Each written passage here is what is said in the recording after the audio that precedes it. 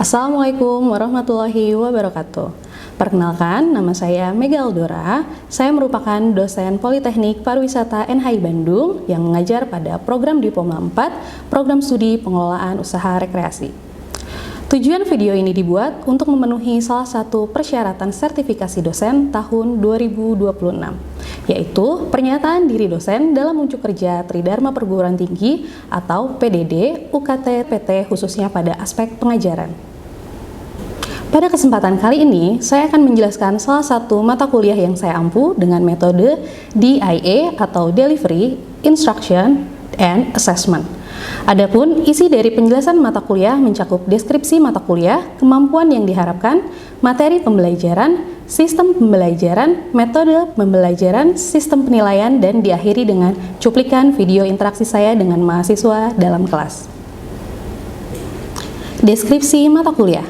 Salah satu mata kuliah yang saya ampu adalah Pariwisata, Rekreasi, dan Waktu Luang dengan bobot sebesar 3 SKS dengan kode C33503. Mata kuliah ini diajarkan pada mahasiswa semester 1 Program Studi Pengelolaan Usaha Rekreasi. Adapun capaian pembelajaran pada mata kuliah ini mencakup 4 aspek, yaitu sikap, pengetahuan, keterampilan umum, dan keterampilan khusus. Pada aspek sikap, mahasiswa diharapkan dapat menghargai keanekaragaman budaya, pandangan, agama, dan kepercayaan, serta pendapat atau temuan orisinal orang lain. Lalu, pada aspek pengetahuan, mahasiswa diharapkan dapat menguasai secara mendalam konsep teoritis pariwisata, rekreasi, dan waktu luang, kualitas pelayanan, serta fungsi manajemen, meliputi perencanaan, pelaksanaan, evaluasi, dan pengembangan dalam konteks usaha rekreasi. Pada aspek keterampilan umum, diharapkan mahasiswa mampu menerapkan pemikiran logis, kritis, dan inovatif dalam melakukan jenis pekerjaan spesifik di bidang keahliannya, dengan mutu dan kuantitas yang dapat diukur dengan standar kompetensi kerja bidang yang bersangkutan. Dan pada aspek keterampilan khusus, mahasiswa diharapkan bekerja dalam tim bisnis secara efisien dan efektif dengan latar belakang sosial dan akar budaya bisnis yang beragam. Adapun capaian pembelajaran dalam mata kuliah ini adalah: yang pertama, mampu mengidentifikasi potensi program dan aktivitas rekreasi dengan menggunakan model pengembangan program rekreasi berbasis nilai manfaat serta prinsip-prinsip usaha yang berkelanjutan dengan mempertimbangkan karakteristik pengunjung, sumber daya baik alam, budaya, dan buatan, serta memenuhi kaidah kesesuaian nilai produk dan pasar. Lalu, mampu mengidentifikasi program dan aktivitas rekreasi atas potensi usaha rekreasi yang dapat memberikan pengalaman berwisata yang berkualitas bagi pengunjung. Yang ketiga, menguasai secara mendalam konsep teoritis pariwisata, rekreasi, dan waktu luang, kualitas pelayanan, serta fungsi manajemen yang meliputi perencanaan, pelaksanaan, evaluasi, dan pengembangan dalam konteks usaha rekreasi. Lalu yang keempat, mengembangkan dan memutakhirkan pengetahuan pariwisata. Adapun materi dalam pembelajaran mata kuliah ini adalah: yang pertama, konsep pariwisata, rekreasi, dan waktu luang; yang kedua, sistem pariwisata; yang ketiga, motivasi perjalanan wisata; yang keempat, produk pariwisata; yang kelima, pelaku pariwisata; yang keenam, dampak pariwisata; yang ketujuh, pengelolaan pariwisata; yang kedelapan, hierarki pengembangan pariwisata; dan yang terakhir adalah isu dan tren pariwisata. Selanjutnya, referensi yang digunakan dalam mata kuliah ini diantaranya yang pertama yaitu SKKNI Sektor Pariwisata Bidang Taman Rekreasi berdasarkan Keputusan Menteri Tenaga Kerja dan Transmigrasi Republik Indonesia nomor KEP.1313-Men-12-2011. Yang kedua, Undang-Undang Nomor 10 Tahun 2009 tentang Kepariwisataan. Yang ketiga, buku Tourism and Introduction oleh Franklin tahun 2003. Yang keempat, Tourism Principle, Practice, dan Philosophy oleh Goldner tahun 2012. Lalu selanjutnya, The Tourism System oleh Mill and Morrison tahun 2009. Yang keenam, Tourism Management Managing for Change tahun 2009. Dan yang terakhir, The Management of Tourism oleh Pender and Sharpley tahun 2005. Sistem pembelajaran pada mata kuliah ini dilakukan dengan dua cara, yaitu sinkronus dan asinkronus, dengan menggunakan metode pembelajaran aktif yang mengutamakan peran dan keaktifan mahasiswa selama proses pembelajaran.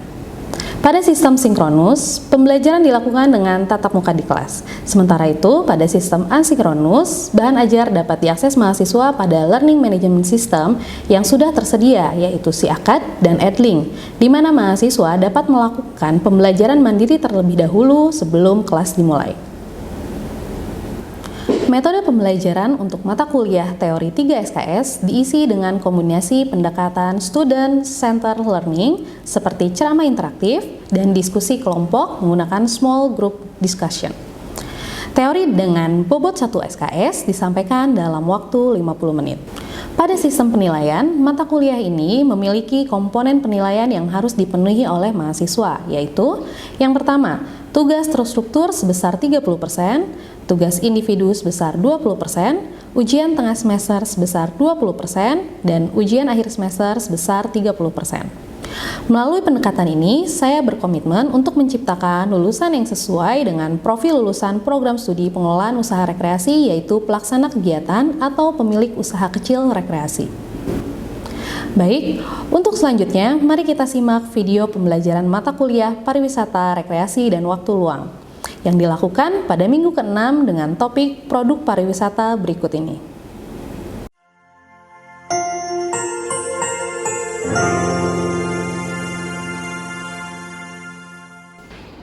Baik, selamat pagi semuanya. Gimana kabarnya hari ini teman-teman? Baik ya. Baiklah. Semoga hari ini teman-teman masih semangat ya. Walaupun ini masih pagi, mungkin ada yang ngantuk gitu ya. Mungkin malah begadang gitu atau mengerjakan tugas-tugas lain. Harapannya semoga pagi ini bisa lebih semangat ya di mata kuliah pariwisata, rekreasi, dan waktu luang. Baik teman-teman, minggu ini merupakan minggu ke-6 gitu ya. Nah, hanya saja sebelum saya menjelaskan materi baru di minggu ke-6 ini, gitu, saya akan sedikit bertanya kepada teman-teman terkait materi di minggu lalu.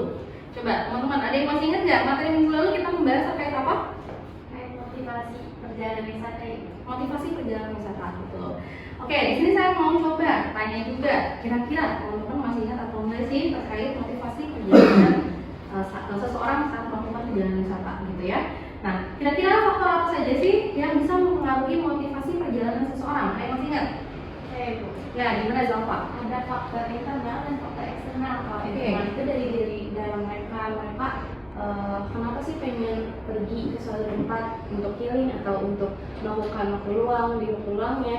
Nah, kalau eksternal itu yang menarik mereka buat pergi ke suatu destinasi. Misalnya mereka bisa melihat sesuatu dari sosial media, dari poster atau dari video terkait daya tarik dari suatu destinasi, makanya mereka pengen nih untuk pergi ke destinasi tersebut. Oke, bagus banget jawabannya, Zalfa ya. Nah, salah satunya berarti fungsi dari promosi itu bisa mempengaruhi gitu ya motivasi perjalanan seseorang. Selain tadi ya bentuk promosi, ada juga contoh-contoh lainnya atau faktor-faktor lain yang mempengaruhi motivasi perjalanan seseorang. Salah satunya, coba saya ingatkan kembali ya, ada jenis apa? Jenis daya tarik, betul. Lalu ada apa lagi? Selain jenis daya tarik yang bisa mempengaruhi motivasi perjalanan seseorang?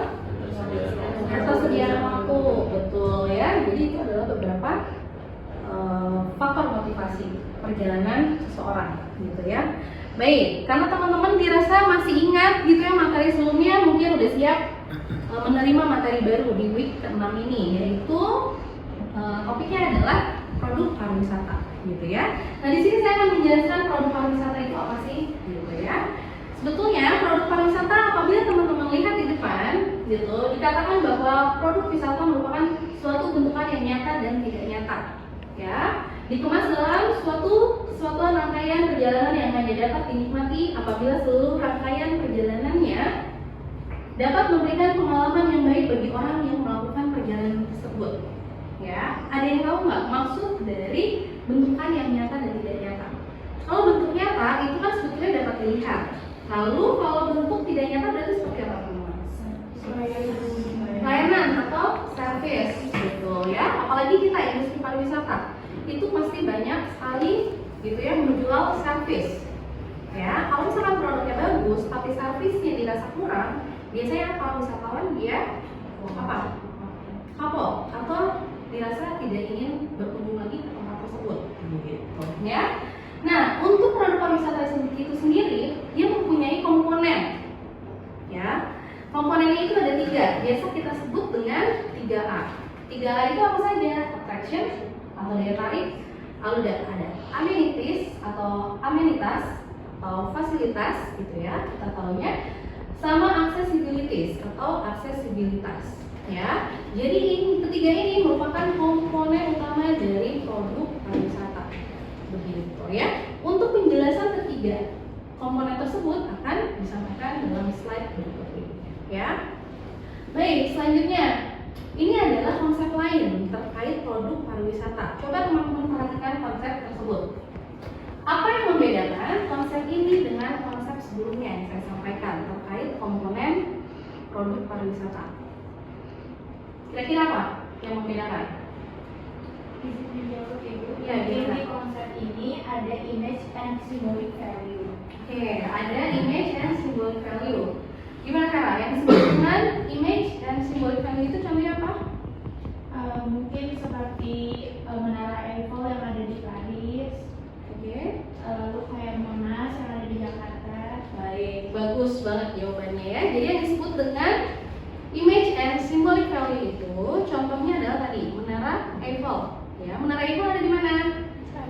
Ada di Paris, Prancis ya. Tanpa kita harus menjelaskan lebih detail, kita udah tahu bahwa Menara Eiffel sebagian orang tahu bahwa itu ada di Paris, Prancis. Nah, kita warga Indonesia juga tahu kalau Monas itu ada di mana? Ada di Jakarta. Nah, itu adalah salah satu bentuk dari image and symbolic value. Gitu ya. Kalau kita lihat foto-foto benda-benda tersebut kita sudah tahu. Gitu ya.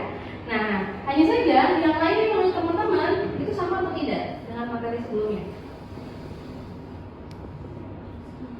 Sama ya. Hanya saja di sini dibuat lebih detail.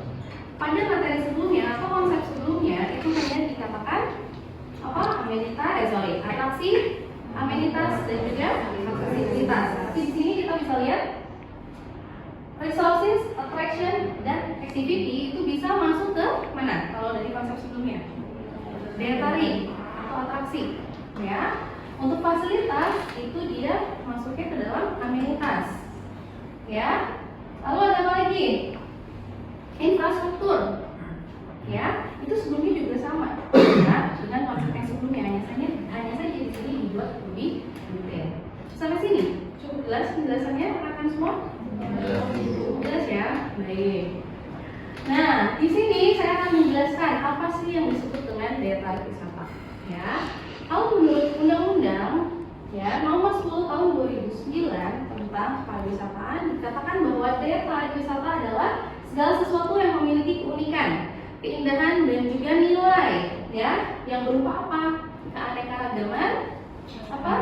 Kekayaan alam, budaya, dan hasil buatan manusia, betul, yang menjadi sasaran dan tujuan kunjungan dari wisatawan. Ya, kalau teman-teman lihat dari gambar yang ada di depan, bagian sebelah kiri itu ada di mana? Ada yang sudah penasaran? Siapa? Siapa? Jasmine. Di mana itu Jasmine? Di Tahura. Tuh, kalau yang di sebelah kanan ada yang tahu ada di mana itu? Trans Studio Bandung. Betul sekali, ya. Kalau untuk di Tahura, berarti dia masuk kategori daya tarik wisata apa? Apakah alam, budaya, atau hasil buatan manusia? Alam dan budaya. Kenapa alam dan budaya? Gimana Mas Ira? Silakan. Ya. Kenapa alam? Karena Tahura sendiri ada salah satu dari alamnya, dan juga kenapa budaya? Karena di Tahura memiliki sejarahnya. Sejarahnya apa? Ini kan. Seperti di gua Belanda dan gua Jepang. Oke, bagus sekali ya. Jadi penjelasan atau jawaban dari Mahira itu betul ya teman-teman ya. Tahura merupakan gabungan dari kekayaan alam dan juga budaya, gitu ya. Kalau Trans Studio Bandung, berarti dia masuk kategori daya tarik wisata apa? Oke, jadi cukup jelas sampai sini ya teman-teman bentuk atau klasifikasi dari daya tarik wisata. Nah, tapi untuk lebih detailnya, untuk memperkaya pengetahuan teman-teman semua, nah di sini saya akan memberikan gambaran yang disebut dengan daya tarik alam itu apa saja sih? Nah, seperti yang bisa teman-teman lihat, gitu ya, ada yang disebut dengan iklim, musim. Di Indonesia hanya ada berapa musim? Hanya ada 2. Kalau teman-teman pengen mencoba musim lain, gitu ya, seperti musim dingin, itu teman-teman berarti harus berangkat kemana? Eropa, ya. Sehingga iklim itu bisa menjadi daya tarik. Ya, lalu ada pemandangan pantai, kawasan bahari, tirta sampai dengan kawasan lindung itu semua adalah bentuk atau contoh dari daya tarik wisata alam. Baik, selanjutnya yang disebut dengan daya tarik budaya ini adalah contoh-contoh lainnya. Selain sejarah, apalagi yang menjadi daya tarik budaya? Salah satunya adalah apa? Museum, ya, festival budaya itu adalah daya tarik budaya. Ya, lalu yang terakhir adalah daya tarik buatan manusia. Mulai dari taman bertema, tempat hiburan sampai area olahraga yang berfokus untuk kegiatan rekreasi itu disebut juga dengan daya tarik wisata buatan manusia. Sampai sini cukup jelas teman-teman semua? Cukup jelas ya. Baik. Selanjutnya kita masuk ke komponen lainnya yaitu amenitas. Ya, atau tadi disebut juga dengan istilah lainnya fasilitas. Gitu. Jadi amenitas ini merupakan semua bentuk fasilitas yang memberikan pelayanan dan memenuhi segala kebutuhan wisatawan selama dia tinggal di destinasi. Nah, hanya saja fasilitas itu terbagi menjadi dua, teman-teman. Ada fasilitas umum dan fasilitas khusus pariwisata. Kalau fasilitas umum memang dia diperuntukkan untuk masyarakat. Hanya saja fungsinya dia juga bisa membantu kebutuhan wisatawan selama dia berada di destinasi. Seperti yang bisa teman-teman lihat, bentuk fasilitas umum itu mulai dari sumber perairan, sumber listrik, jaringan komunikasi, jasa kesehatan, jasa apa lagi? Keamanan, shelter, dan lain sebagainya. Ya, ada yang tahu yang disebut dengan jasa kesehatan? Bentuknya seperti apa? Betul, rumah sakit. Ya, rumah sakit memang didirikan itu untuk kebutuhan masyarakat. Tapi apabila wisatawan mengalami kecelakaan atau luka-luka, dia pasti membutuhkan fasilitas umum tersebut. Gitu ya teman-teman ya. Lalu selanjutnya adalah fasilitas pariwisata. Nah, fasilitas pariwisata memang ini dibuat khusus untuk pemenuhan kebutuhan wisatawan. Contohnya adalah akomodasi, ya. Lalu ada fasilitas makan dan minum, ya. Lalu ada apa lagi? Layanan informasi atau yang disebut dengan apa? Ada yang tahu, teman-teman? TIC, betul, Tourist Information Center. Ya, ada juga istilah lain menggunakan apa? Kalau misalkan di unit bisnis biasanya mereka menggunakan istilah apa? Customer service, misalkan seperti itu. Ya, selain itu layanan pemanduan atau tour guide itu juga merupakan bagian dari amenitas. Jadi sudah cukup paham fasilitas atau amenitas itu seperti apa bentuknya? Sudah paham ya? Jadi ada dua, ada yang kategori umum dan ada yang memang kategori khusus pariwisata. Baik, yang terakhir terkait komponen pariwisata adalah aksesibilitas. Ya, aksesibilitas ini apa? Aksesibilitas ini merupakan semua jenis sarana maupun prasarana transportasi, ya, yang mendukung pergerakan wisatawan mulai dari dia berangkat dari tempat tinggalnya hingga ke destinasi yang dituju. Ya, jadi yang disebut dengan aksesibilitas itu ya bukan hanya dari tempat tinggal sampai ke destinasi saja, tapi selama wisatawan berada di destinasi tersebut itu perlu dipertimbangkan aksesibilitasnya. Baik. Nah, saya mau tanya, dari gambar ini ada yang tahu ini di mana? Di mana? Baca di mana? Di Wirebook. Ya. Kalau dari gambar-gambar ini, apa yang jadi daya tarik di Wirebook? Alam dan budaya, betul ya. Jadi teman-teman sudah bisa membedakan ya. Kalau di Wirebook berarti alam dan budaya. Sudah terlihat jelas ya bagaimana kehidupan di sana masyarakatnya, ya.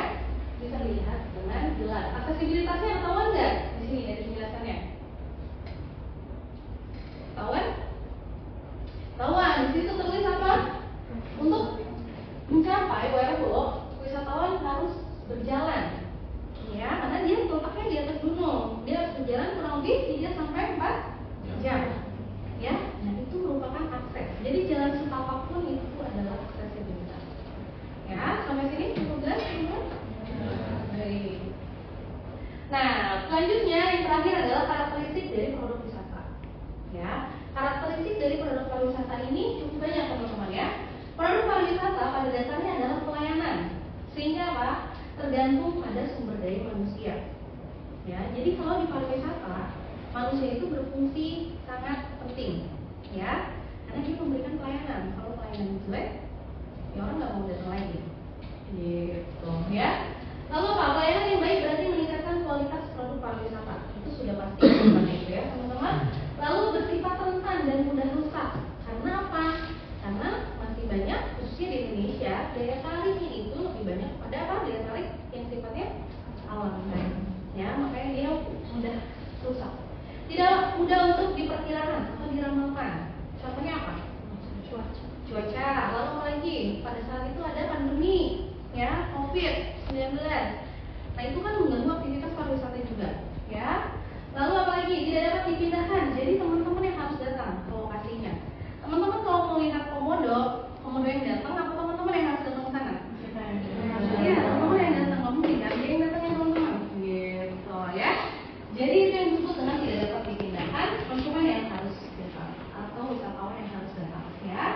Tidak dapat disimpan, ya, tidak bisa dibawa pulang, tidak dapat dicoba terlebih dahulu, sehingga pariwisata itu dia menjual apa? Kepercayaan, ya. Lalu apa? Produk pariwisata bukan merupakan produk homogen, dia ini adalah heterogen, ya.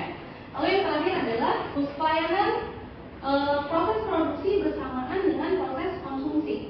Yang disebut dengan proses produksi bersamaan dengan proses konsumsi adalah apa? Tadi saat teman-teman datang ke restoran, teman-teman kan dilayani, teman-teman, berarti kan itu teman-teman mulai mengkonsumsi jasa, gitu. Itu yang disebut dengan proses produksi bersamaan dengan proses konsumsi. Walaupun teman-teman makan pesen, misalkan apa, pesen steak, ya, tapi kan sebelum penunggu steak datang teman-teman dilayani, itu lain proses konsumsi. Cukup jelas teman-teman semua? Cukup jelas ya? Baik, selanjutnya teman-teman saya minta untuk mengerjakan tugas. Nah, tugasnya ini dalam kelompok.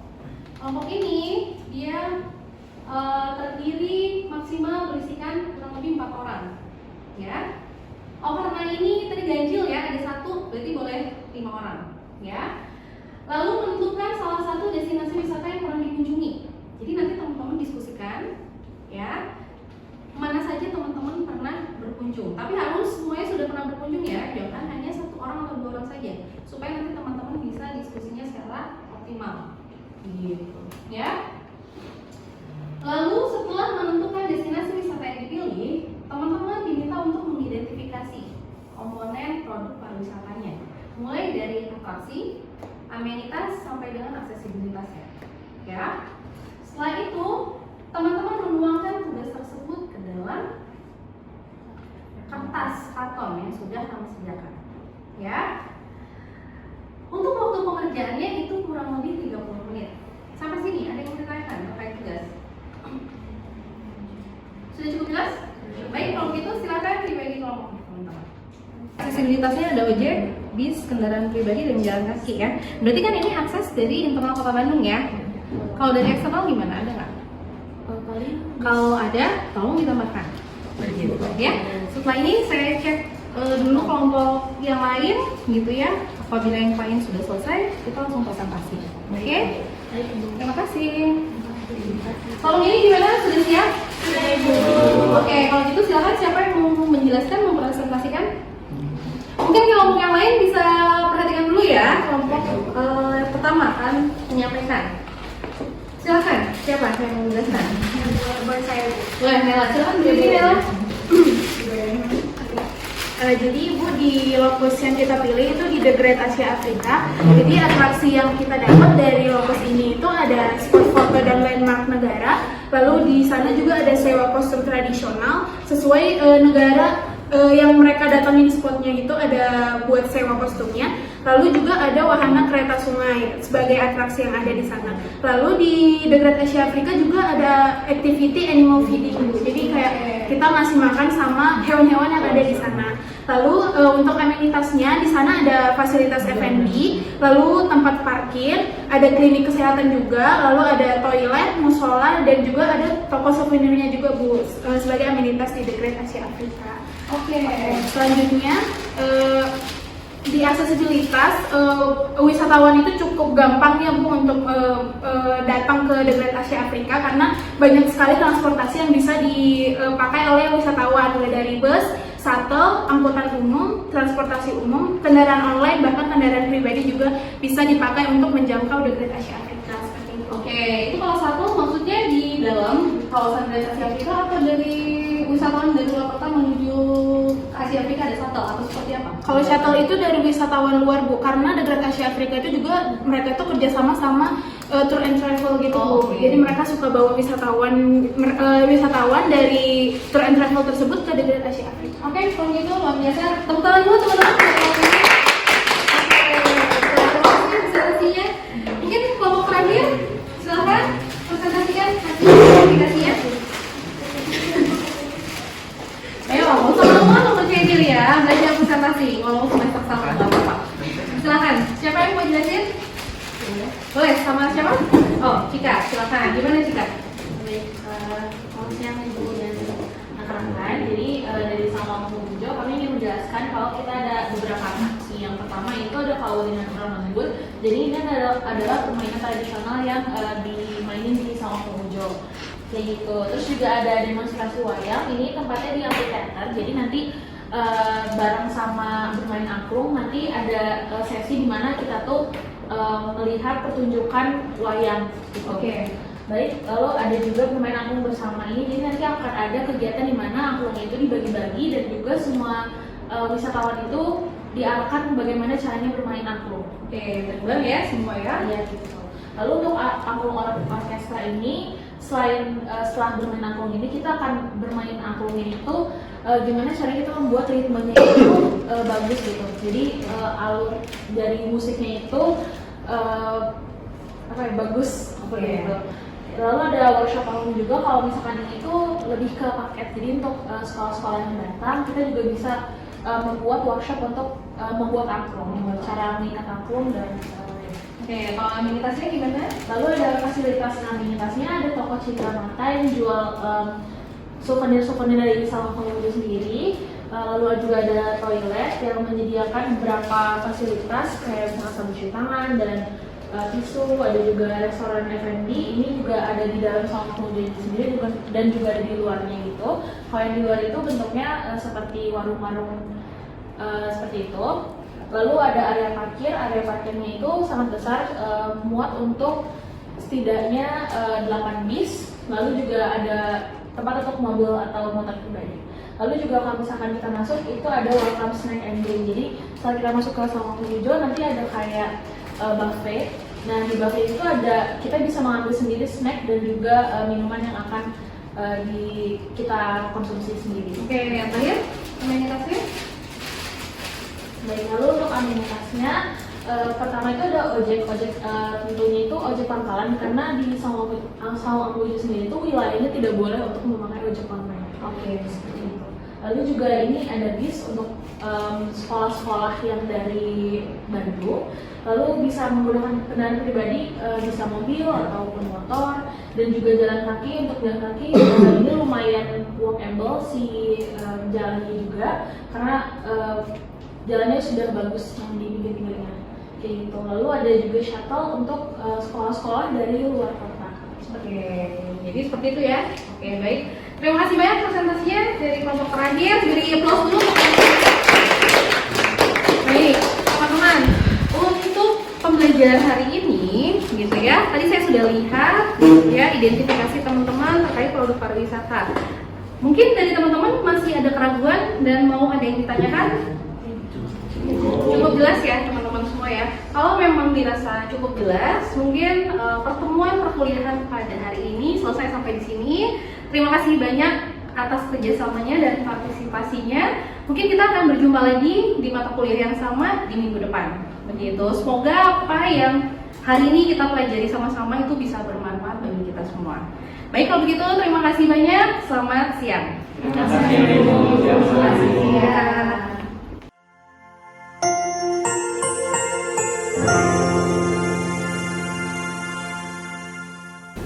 Demikian video PDD UK TPT Sertifikasi Dosen 2026 ini saya sampaikan.